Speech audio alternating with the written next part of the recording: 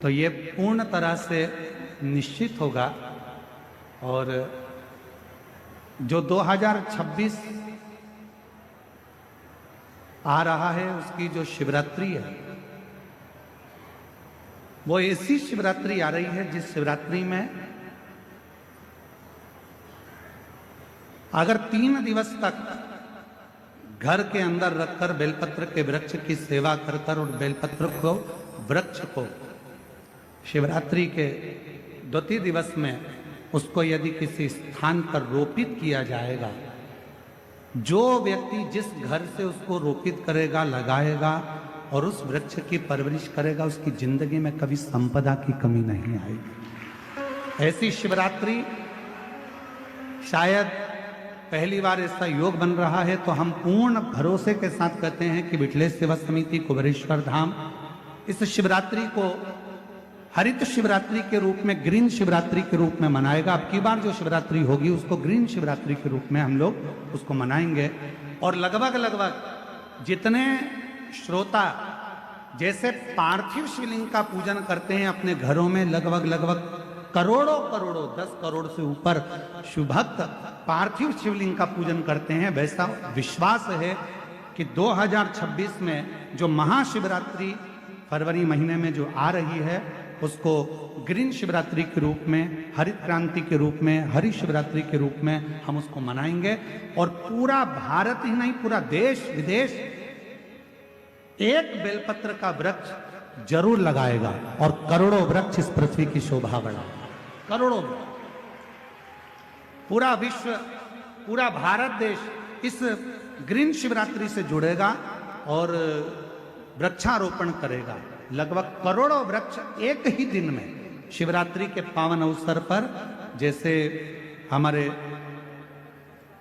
आज बिरसा मुंडा जी की इस पवित्र, भगवान श्री बिरसा मुंडा जी की पवित्र 150वीं जयंती के अवसर पर उन्होंने कहा था जल जंगल पर एक पेड़ लगाने को बड़े आनंद के साथ, तो उस वृक्ष को ऐसे ही नहीं लगाना है। शिवरात्रि पर जो वृक्ष लगाया जाएगा पहले उसको अपनी बेटी की तरह परवरिश करना है, घर के अंदर लाकर 3 दिन तक। और पूरा क्रम शंकर जी के साथ जैसे बेटी के मंगल विवाह का होता है, ऐसा शिव के साथ में पाणी ग्रहण संस्कार का भाव रखकर उसका खूब पोषण कर और फिर शिवरात्रि के दिन बाबा देवाधिदेव महादेव से कामना कर कि बाबा मेरी सुख समृद्धि लक्ष्मी वृद्धि करना, वैभव देना।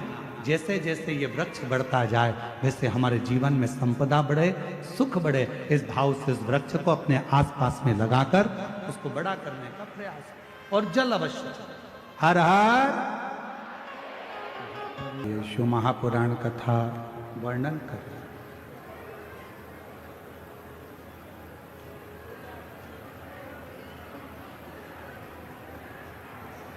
रावण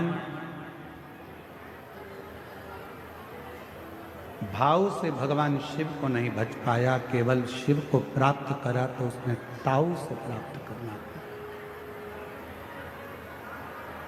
ये बाबा देवघर की जो पवित्र धरा है, जो देवघर में बाबा देवाधिदेव महादेव जो विराजमान है, वो मां सती के हृदय पर शिवलिंग विराजमान।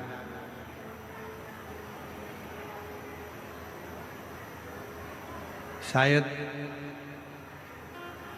12 ज्योतिर्लिंग में से एक स्थान ऐसा है भारत की भूमि पर जहां शक्ति पीठ पर स्वयं भगवान शंकर का शिवलिंग विराजमान। शक्ति शिव कथा का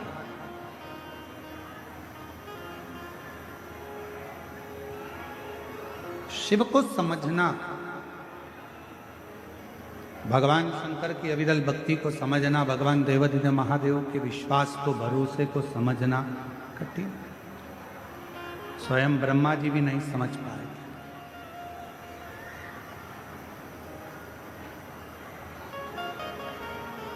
ब्रह्मा जी के भीतर थोड़ा सा अहम, ब्रह्मदेव के भीतर थोड़ा सा अहंकार आ गया कि ये रचना मैंने करी है, ये रचना करता मैं हूं।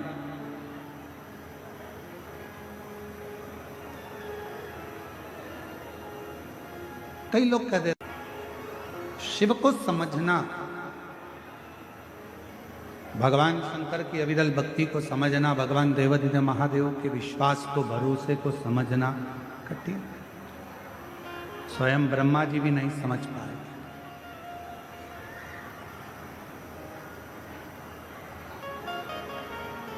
ब्रह्मा जी के भीतर थोड़ा सा अहम, ब्रह्मदेव के भीतर थोड़ा सा अहंकार आ गया कि ये रचना मैंने करी है,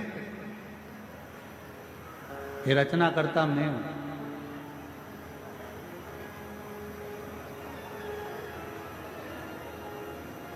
कई लोग कह देते हैं वो तो मैं जिंदा हूं तो काम हो रहा है, अगर मैं मर गई तो आटे दाल का भाव मालूम पड़ जाए। वो तो मैं कर रहा हूं तो हो रहा है, मैं चले गया तो तुम्हारी दुकान भी नहीं चली। कई लोगों के मन में आता है कि मैंने किया, और शिव महापुराण की कथा कहती है मैं संबोधन श्रेष्ठ संबोधन नहीं। भगवान शंकर के ससुर दक्ष प्रजापति ने भी केवल मैं का संबोधन करा।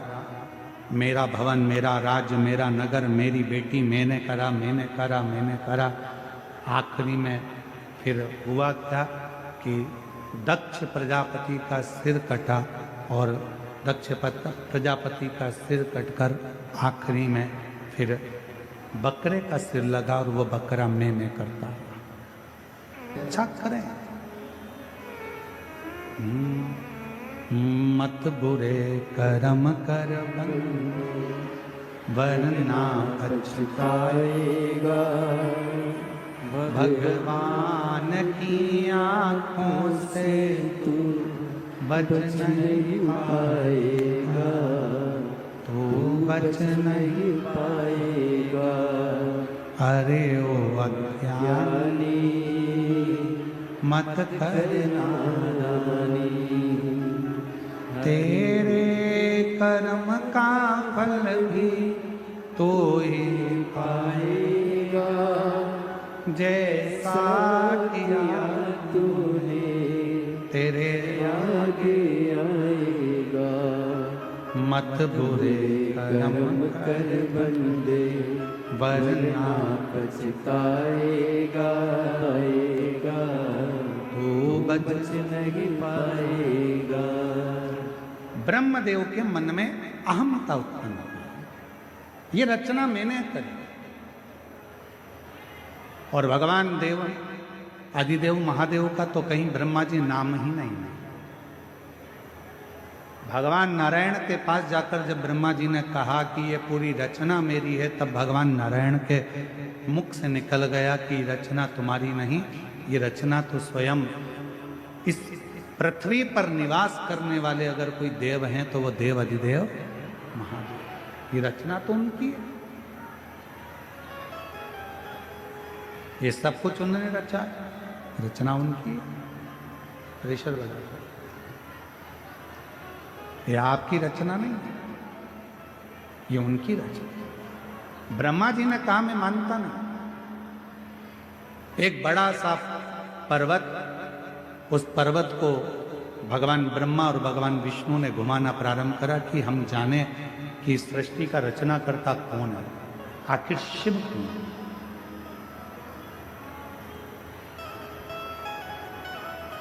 और ऐसे दुनिया में कई लोग हैं जिनको भगवान शंकर को जानने के लिए बहुत विचार करते हैं, आखिर ऐसा क्यों, शिव क्यों, शिव कौन। और निवेदन है ब्रह्मा ब्रह्मलोक के देवता हैं, भगवान विष्णु बैकुंठ के देवता हैं, इंद्र इंद्रलोक के देवता हैं, गरुण गरुण लोक के देवता हैं, वरुण वरुण लोक के देवता हैं, पर केवल एक हैं देव अधिदेव महादेव, जो इस भूमंडल के, इस पृथ्वी के देवता हैं, जिनको एक लोटा जल चढ़ाकर हम हमारी जिंदगी की सारी बातें शिव से कर सकते। अपने हृदय से हम शिव को कह सकते। मेरे भोले बाबा का एक काम सबसे प्रबल है, और वो सबसे प्रबल काम यह है कि जो मनुष्य हमसे मिलता है, मेरा भोले बाबा उसकी पारदर्शिता हमारे सामने प्रकट कर देता है।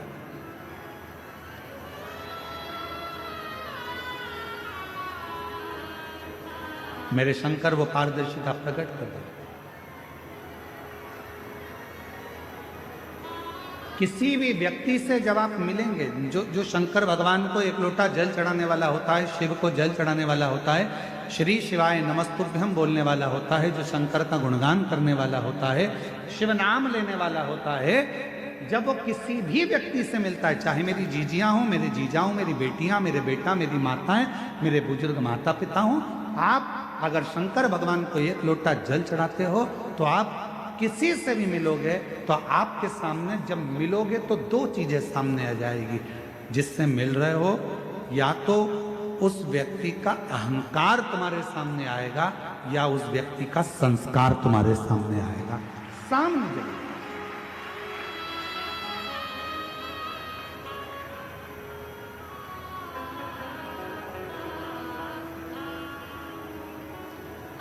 एक टीवी पर एक सीरियल आता है, कौन बनेगा करोड़पति। अरे बोलो तो जम के, सही है कि गलत है? उस पूरे सीरियल में मंजिल तक कोई पहुंच ही नहीं पाता। बोलो सही है? बहुत कम होंगे जो मंजिल तक पहुंचे होंगे। क्यों नहीं पहुंच पाते? किस लिए नहीं पहुंच पाते? जो बैठा है सीट पर, क्या उसको उस प्रश्न का उत्तर याद नहीं है? उसको याद है। जो सीट पर बैठा है उसको प्रश्न का उत्तर याद है, वो सब कुछ याद कर कर गया है, सब कुछ बोल सकता है, सारा उत्तर दे सकता है, सब कुछ बता देता है।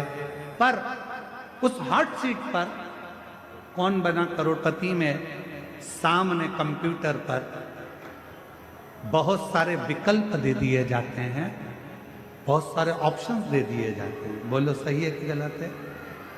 4 विकल्प हैं, इसमें से छांटो कौन सा सही है। बोलते जाओ उत्तर सही है। फिर अगर ये भी नहीं कर सकते तो फोन लगाकर बात कर सकते हो, आपके पास ये भी विकल्प है। फिर आपके पास एक विकल्प और है कि आप किसी की सहायता ले सकते हो। जो व्यक्ति हॉट सीट पर बैठा है, क्या वो उत्तर नहीं जानता है? उसको उत्तर मालूम है, पर जैसे ही उसके सामने विकल्प आ जाते हैं, वो उन विकल्पों में इतना फंस जाता है कि असली उत्तर को भूल जाता है और आखिरी में वो हार जाता है। आखिरी में एक प्रश्न और उसका एक उत्तर अगर है तो मंजिल तक पहुंचे। बहुत सारे विकल्प जब खड़े हो जाते हैं तो वो सोच में पड़ जाता है, ये बोलूं या ये बोलूं। विकल्प वो मंजिल तक पहुंचता नहीं। आज दुनिया के लोगों ने सारे विकल्प हटा दिए। पहले लोग कहते थे हमारे पास आना, हम तुम्हारा दुख मिटा देंगे। फिर कोई कहता था वहां चले जाओ, वहां तुम्हारा दुख मिट जाएगा। फिर किसी ने कहा वहां चले जाओ, तुम्हारी तकलीफ मिट जाएगी, वहां चले जाओ, तुम्हारा कष्ट मिट जाएगा। अब दुनिया के लोगों ने सारे विकल्प मिटा दिए, केवल एक हाथ में लोटा भर जल पकड़ा, शंकर जी के मंदिर में चढ़ाया, शिव जी को अपने मन की बात कही और रिजल्ट सामने आना प्रारंभ हो गया और वो अपनी मंजिल तक पहुंच गया। मंजिल तक पहुंच। विकल्प रहेंगे तो उलझे, ऑप्शंस रहेंगे बहुत सारे तो उलझे। अब कोई विकल्प नहीं है, कोई ऑप्शन, केवल एक सारी समस्या का हल श्री शिवाय बोल बम का नारा है।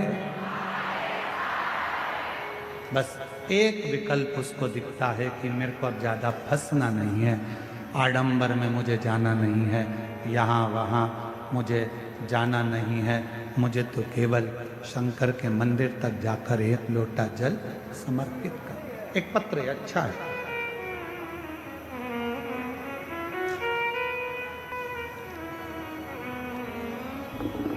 एक विश्वास, एक भरोसा,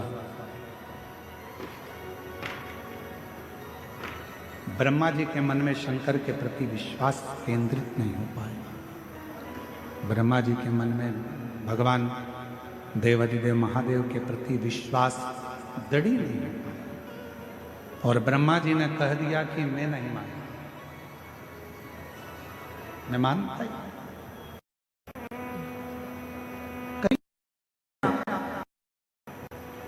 कोई कहेगा काय को चक्कर में पड़े हो, एक लोटा जल से कुछ होता है। कोई कहेगा बेलपत्र खाने से कुछ होता है। कोई कहेगा शिव जी पे जल चढ़ाकर पीने से कुछ होता है।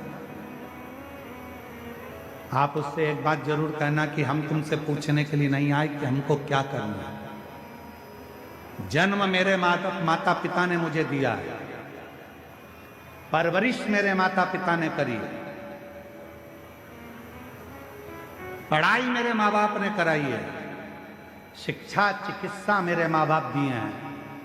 तो फिर मैं दूसरे के कहने पर ये नहीं करूंगी कि मुझे करना क्या है। मैं सनातन धर्म में जन्म ली हूं, अपने देव अधिदेव महादेव पर पूरा भरोसा कर कर महादेव की आराधना। शिव भटकने नहीं देता, शंकर भगवान आडंबर में पड़ने नहीं देते। आपका भरोसा कितना है, आप कितना शिव को मानते हुए आपके ऊपर निर्भर करता है। जितना भटकोगे शिव से उतने दूर होते चले जाओगे। ब्रह्मा जी भटक लिए, भगवान विष्णु ने कहा कि तुम चाहो तो शिव जी की परीक्षा लो। पर्वत को घुमाया, अग्नि का एक खंभ प्रकट हो गया। उस अग्नि के खंभ में से एक शिवलिंग प्रकट हो गया। यही मार्गशीर्ष मास का महीना था, जिस महीने में भगवान शंकर का प्रथम शिवलिंग प्रकट हुआ था। और उसी मार्गशीर्ष मास में आप और हम शिव महापुराण की कथा को श्रवण कर रहे हैं। उसी मार्गशीर्ष मास में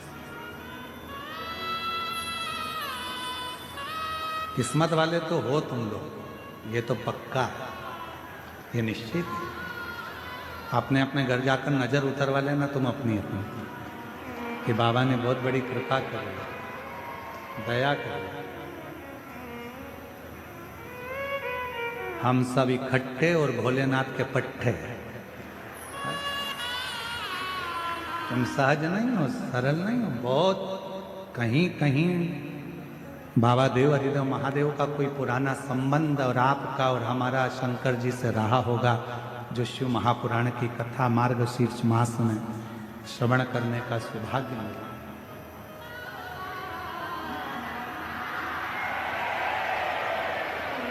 जो ये कथा में और से बाबा तेरे ही भरोसे हवा बिछी उड़नी जावागी बाबा